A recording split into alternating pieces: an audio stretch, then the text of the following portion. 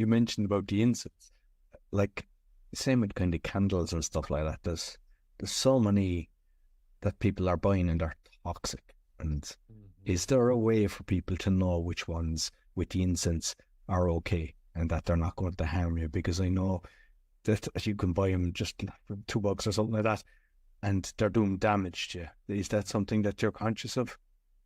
Well, I got to tell you, with Chinese martial arts, my grandmaster used to light not only incense, but there's a paper and it burns really slow, but it was like a leaf, like this thick, and he would light it, and the smoke was everywhere.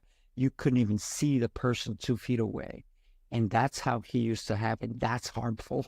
That's not good. So that I don't do. But if you have an incense that you light up and it's in the corner of your room, you don't have all the smoke constantly in your face. I think that's okay. Think about if somebody's smoking a cigarette. It's not just the cigarette smoke, right? Because or the ash, the smoke that comes from the cigarette is one thing, but when they inhale it and they blow it out, now they're taking all those toxics, and so you get secondhand smoke. When you take a little incense like this, right? You could barely see it. That's what I'm talking. So they have different flavors, different senses, different smells. I think that's okay, as long as you don't do it all day long. By the time this runs out, I think you're good.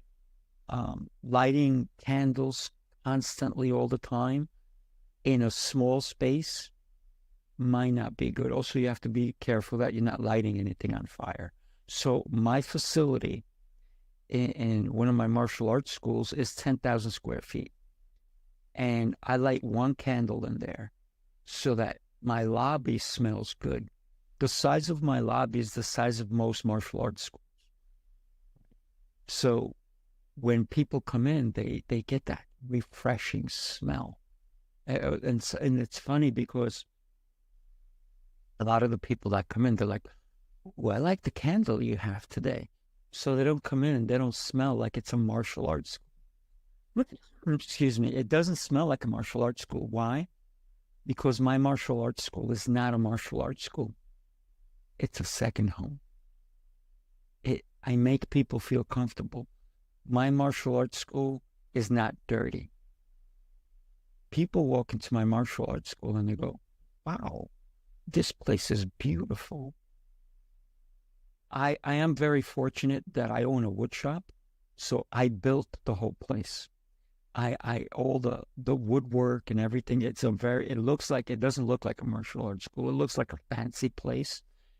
That's why my lobby's very elaborate. Everything you come in, I have bookshelves. Everything's custom built. And sometimes when I have an office I don't even use. And once in a while, somebody goes, can I talk to you in the office? Sure. They come to my office, they go, look, my gosh, this is beautiful. I've never been in here.